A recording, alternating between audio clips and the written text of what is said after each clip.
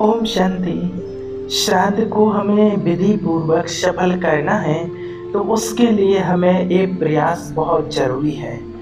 श्राद्ध के दिनों में आपको याद रखना है, बहुत ध्यान देना है कि हमें दान क्या करना है जिससे हमारा श्राद्ध सफल होगा। हम पितृपक्ष में बहुत सारे भोग लगाते हैं, बहुत सारे लोग दान पुण्य करते हैं। किसी न किसी प्रकार से मना व्यक्ति कुछ ना कुछ करते ही हैं कि हमारे पूर्वजों का आशीर्वाद मिले, हमारे पूर्वज संतुष्ट हो जाएं और हमारे पूर्वजों तक वो चीज़ पहुंच जाए, पूर्वजों को शांति महसूस हो, पूर्वजों को शांति मिले, हमारे पितरों को शांति मिले और हमें उनसे आशीर्वाद प्राप्त हो। तो ऐसी बहुत सारी विधियां लोग करते ही रहते हैं, लेकिन वास्तव में आज बताते हैं कि हमें दान क्या करना है, कौन सा दान करना है। तो कौन सा दान करना है हमें जो हमें अपने प्रियजन तक पहुंचाता है। जो दान हम ऐसा करें कि जो प्रियजन तक पहुंचे, जो हमारे प्रियजन जा चुके हैं उन तक वो पहुंचे।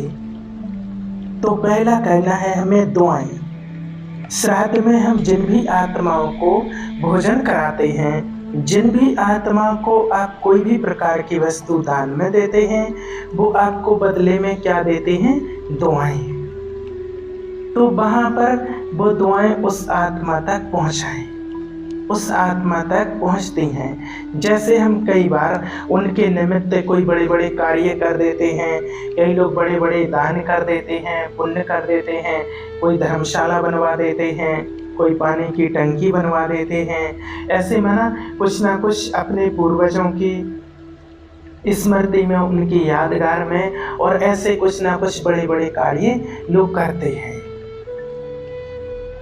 लेकिन हमें उन चीज़ों के लिए श्राद्ध के दिनों में किसी ना किसी चेहरे पर खुशी लाएं। आज जो गरीब हैं, जिन्हों को भोजन नहीं मिल रहा है, आप उन्हें जाकर भोजन खिलाएंगे, आप उनको भोजन कराएं। जो दिन भर में तरसती हैं कि हमें 2 टाइम का भोजन मिल जाए, हमें 2 रोटी खाने के लिए मिल जाए, और जब उनका पेट भोजन करके तृप्त हो जाएगा तो वो आत्माएं उनको दुआएं देंगी, वो दुआएं उनको फलीभूत करेंगी। तो ये दान हमें अन्न का दान वहाँ पर दें आप, जहाँ पर जिन आत्माओं को उनकी ज़रूरत है और उनको वैल्यू है। जिस आत्मा को उस अन्न की वैल्यू है, जो भूखे हैं, जिसको बहुत ज़रूरत है, उस आत्मा के लिए वो दान आप दें। तो पहले हमें दान क्या करना है श्राद्ध के दिनों में? अन्न का। और वो भी किसके लिए करना है? उस आत्मा के लिए जिसको अन्न की सख्त जरूरत है, उसको बहुत आवश्यकता है। जो कई लोग हैं ऐसे हैं जो रोज सोचते हैं कि अगर सुबह का मिल गया भोजन तो शाम का नहीं मिलेगा, शाम का मिल गया तो पता नहीं सुबह मिलेगा या नहीं मिलेगा। जहाँ ऐसे लोग हैं कि जिनको 2 टाइम का भोजन नहीं मिल पाता है, तो ऐसे लोगों के लिए भोजन कराना है और उनको अन्न का दान करना है। अब दूसरा लेना है हमें, दुखियों का सहारा बने, उन्हें वो चीज़ दें जिनको उस चीज़ की ज़रूरत है। उनके जीवन में उनके पहनने के लिए वस्त्र नहीं है तो उन्हें आप वस्त्र दे सकते हैं, उन्हें आप वस्त्र दें। क्योंकि कितने ही लोग आज ऐसे हैं जो अपने जीवन में बहुत दुखी हैं, बहुत परेशान हैं, बहुत अशांत हैं, और जिनके लिए वस्त्र भी पहनने के लिए नहीं मिलते हैं। कई लोग ऐसे हैं जिनके पैरों में चप्पल नहीं है तो उनको वो भी दे सकते हैं। कई लोग ऐसे हैं जिनको बैठने सीटिंग के लिए घर में कुछ नहीं है तो उनके लिए आप वो दे सकते हैं। लेकिन आप वेस्ट ना करें, बस ये याद रखना है कि किसी भी प्रकार से वेस्ट ना करें कि हम देते हैं और लोग उसका गलत उपयोग करते हैं, ऐसा हम वेस्ट ना करें। कोई उल्टी सीधी चीज़ें खाते हैं, उन चीज़ों में इतना वेस्ट कर देते हैं, जानवरों को खा रहे हैं, काट रहे हैं, तो भी वो वेस्ट ही है। किसने कहा कि जानवरों को खाने से हमारा शरीर हेल्दी होता है? शरीर हेल्दी नहीं होता है। शरीर के बहुत सारे अंग उससे और डैमेज हो जाते हैं, क्योंकि हम खाना चाहते हैं इसलिए उसके ऊपर लेप लगा देते हैं कि इसको करने से, इसको खाने से शरीर स्वस्थ रहता है, कहीं तंदुरुस्त रहता है। कई सारे लोगों ने इसके ऊपर निकाल दिए हैं, इसलिए लोग खाते रहते हैं। इसलिए आपको विशेष याद रखना है कि श्राद्ध के दिनों में ये चीज़ें बिल्कुल भी ना खाएं, अपने घर में बिल्कुल भी ना लाएं। बहुत सारे लोग खाते हैं, उनको इस चीज़ की परवाह ही नहीं होती है और ना उन चीज़ों को खा के लोगों को दुख फील होता है, ना कभी दुख होता है। आज जैसे व्यक्ति जब कोई भी शमशान घाट जाता है, अर्थी में जाता है, किसी के अंतिम संस्कार में शामिल होता है, तो वहाँ जब जाता है, वहाँ से लौट करके आता है, व्यक्ति शमशान घाट में उस मुर्दे को, बॉडी को छूता नहीं है, हाथ नहीं लगाता है, दूर से ही लकड़ी डाल के आ जाता है। उसके बावजूद भी व्यक्ति जब घर में आएगा वापस तो बाहर स्नान करेगा। स्नान करने के बाद भी वो अपने ऊपर पानी डालेगा, उसके बाद अंदर आता है। तो कितना सारा क्रियाक्रम किया है शमशान घाट जाने से, और सिर्फ उस मुर्दे को छुआ भी नहीं है, सिर्फ शमशान घाट होके आए हैं, उसके बावजूद भी इतना सब वस्त्र धोते हैं, स्नान करते हैं, सब कुछ करते हैं, तब अंदर आते हैं। सोचिए आप, फिर वही व्यक्ति मार्केट जाता है, एक जिंदा जीव को मारता है या मरवाता है और उसका मांस जिंदा रख के घर में लाता है, पकाता है, खाता है, पेट को शमशान घाट बनाता है, फिर ना नहाता है, ना धोता है और खुश होता है, हंसता है। तो आज जिन चीज़ों को वास्तव में करना चाहिए वो चीज़ें तो करते नहीं हैं, और आज जिन चीज़ों को ना करना चाहिए, एक जिंदा जीव को कैसे लोग आज मार काट करके खा जाते हैं, और उसको खाने पीने में व्यक्ति कोई दोष नहीं मानता है और खाते रहते हैं। तो ये चीज़ें बिल्कुल भी ना करें, श्राद्ध में बिल्कुल भी ना खाएं अपने घर में ला करके इन चीज़ों को। कई लोग तो कहते हैं कि कौन सा हमें भगवान देख रहा है, कौन से वो लोग देख रहे हैं, क्योंकि ये चीज़ें बिल्कुल घर के लिए अशुभ मानी जाती हैं। एक तरफ तो आप किसी को दान दे रहे हैं उनके चेहरे पर खुशियां लाने के लिए, दूसरी तरफ आप उस जानवर से बद्दुआएं ले रहे हैं। दोनों में अंतर है, एक तरफ से दुआएं आ रही हैं तो दूसरी तरफ से बद्दुआएं भी आ रही हैं।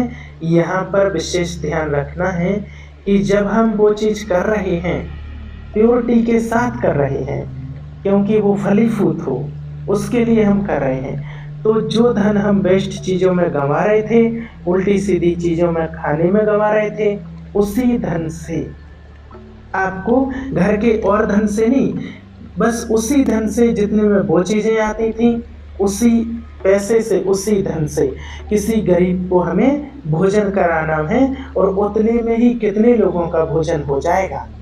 और साथ ही उसी धन से जिस गरीब को जो भी ज़रूरत को चीज़ चाहिए वो उसको दें। आपकी खुद ये चीज़ें छूट जाएंगी। आपको लगेगा कि सच में मैं बहुत वेस्ट कर रहा था, बहुत फालतू में जाता है, और ये हमें एक दिन नहीं करना है, कंटिन्यू नहीं करना है।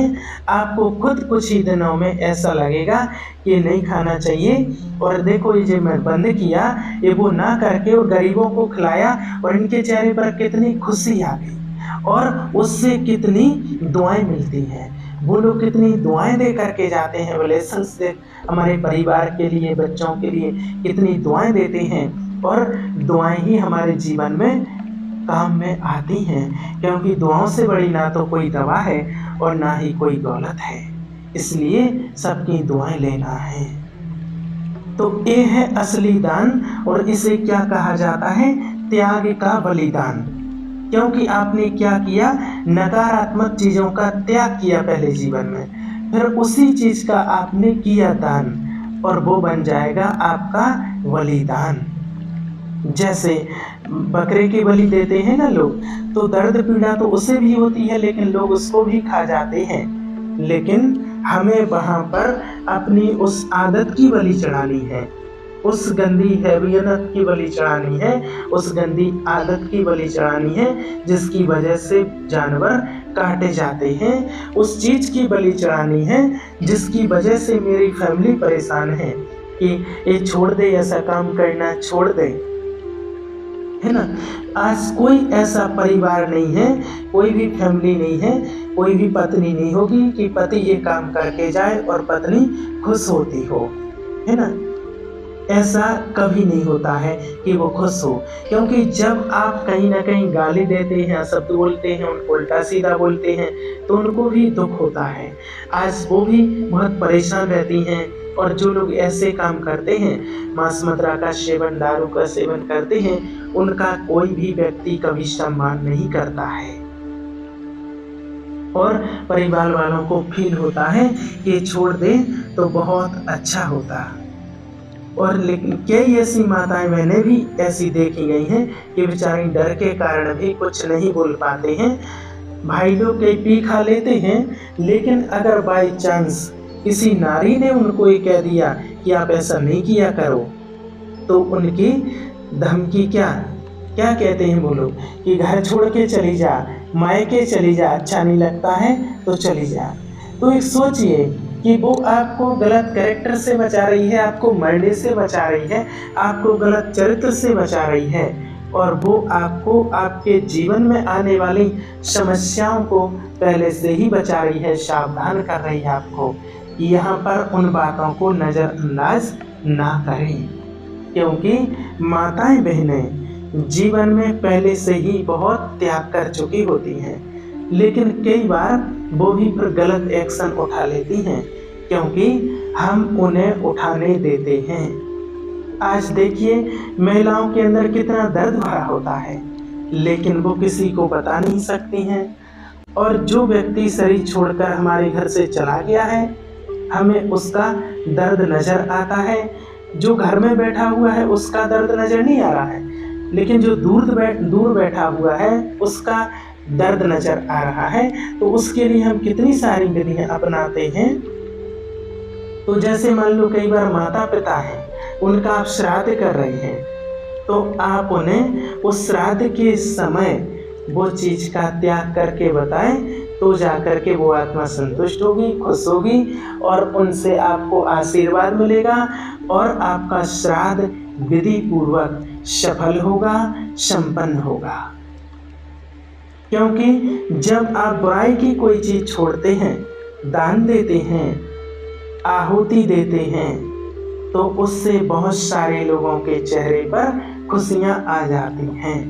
तो श्राद्ध के समय विशेष ध्यान रखना कि जो भी आपके अंदर नेगेटिव चीज़ें हैं उन्हें आप स्वाहा कर दें, दान कर दें, खत्म कर दें। दान किसे कहना?